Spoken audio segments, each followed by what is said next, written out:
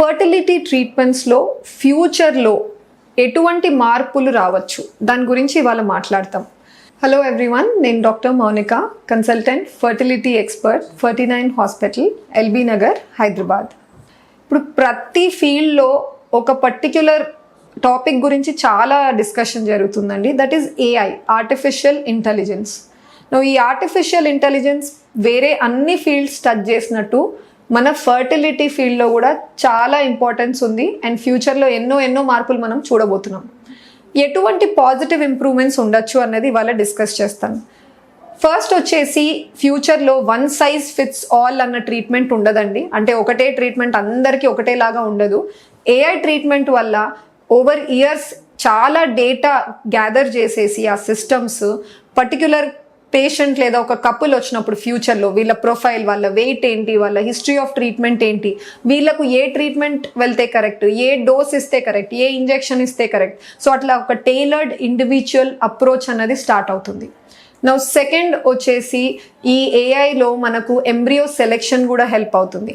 మనం artificial selection ఏమవుతుందంటే ఇక్కడ మనకు ఒక 4 to 5 ఎంబ్రియోస్ ఉన్నాయనుకోండి ఒక కపుల్కి, మనం ఏం చేస్తాము, చూడడానికి ఏది బెస్ట్ ఉందో ఆ ఎంబ్రియోని తీసి మనం ట్రాన్స్ఫర్ చేస్తున్నాం. కానీ టైమ్ ల్యాప్స్ టెక్నాలజీ అని ఒకటి ఉంది. టైమ్ ల్యాప్స్ టెక్నాలజీ ఏం చేస్తుందంటే ఆ ఎంబ్రియోని స్టార్టింగ్ స్టేజ్ నుంచి, అంటే ఒక 1 cell 2 cell స్టేజ్ నుంచి దాన్ని త్రూ అవుట్ అండర్ సర్వేలెన్స్ ఉంటుంది. సో ఒక 2 ఎంబ్రియోస్ మనకున్నాయి, 5వ రోజు చూడడానికి 2 ఎంబ్రియోస్ ఒకటేలాగా ఉండొచ్చు. కానీ అది తయారయ్యే ప్రాసెస్లో ఆ టైమ్ ల్యాప్స్ ఇన్స్ట్రుమెంట్లో ఒక ఎంబ్రియో ప్రోగ్రెస్ బెటర్గా ఉందనుకోండి ఇంకో దానికంటే, అప్పుడు ఏఐ టెక్నాలజీ మనకు హెల్ప్ అవుతుంది. ఇట్ విల్ గైడ్ అస్, ఈ పర్టిక్యులర్ ఎంబ్రియో ప్రోగ్రెస్ బెటర్గా ఉంది అంటే రేపు ఇది పెడితే అతుక్కునే అవకాశాలు, సక్సెస్ రేట్ ఎక్కువ ఉండొచ్చు అని చెప్పేసి మనకు ఎంబ్రియో సెలెక్షన్కి కూడా గైడ్ చేస్తుంది. థర్డ్ వచ్చేసి అడ్వాన్స్డ్ పీజీటీ అన్నది తయారైన ఎంబ్రియోని జన్యుపరంగా ఎలా ఉంది అన్నది టెస్ట్ చేసి బాగుందా లేదా చూసి మనం గర్భసంచిలోకి ట్రాన్స్ఫర్ చేయడం, దాన్ని పీజీటీ అంటారు, ప్రీ ఇంప్లాంటేషన్ జెనెటిక్ టెస్టింగ్.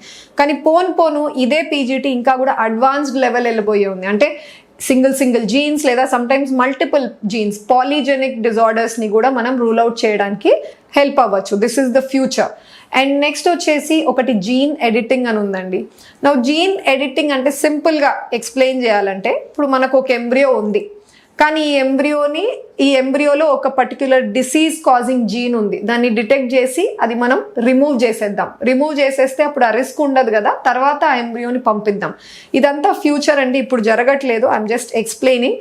కానీ మీరు క్రాప్స్లో చూసినట్టయితే అగ్రికల్చర్లో ఇది ఆల్రెడీ జరుగుతూ ఉంది. ఇప్పుడు మన క్రాప్స్ ఎన్నో రకాలు ఉండొచ్చు. వాళ్ళు ఏం చేస్తున్నారంటే అగ్రికల్చర్లో కొత్త క్రాప్స్, ఈ పర్టిక్యులర్ పురుగుకి ఏదైనా రెసిస్టెన్స్ ఉండాలి, వాటి వల్ల చనిపోకూడదు క్రాప్ అని చెప్పేసి ఆ రెసిస్టెన్స్ ఉండే జీన్ని యాడ్ ఆన్ చేసి వాళ్ళు అటువంటి ప్లాంట్స్ని తయారు చేస్తున్నారు. అది హ్యూమన్స్లో ఇంకా రాలేదండి, ఎందుకంటే దాన్ని అన్ఎథికల్గా భావిస్తున్నారు.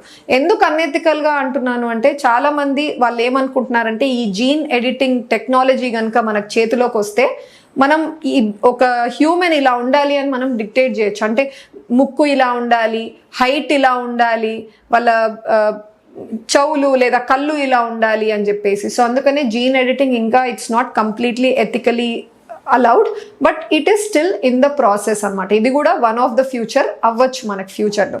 సో ఇట్లా ఎంతో మార్పులు మన ఫర్టిలిటీకి అటాచ్డ్ ఉన్నాయి. So future of fertility treatment అనేది చాలా వాస్ట్గా ఉంది. Thank you.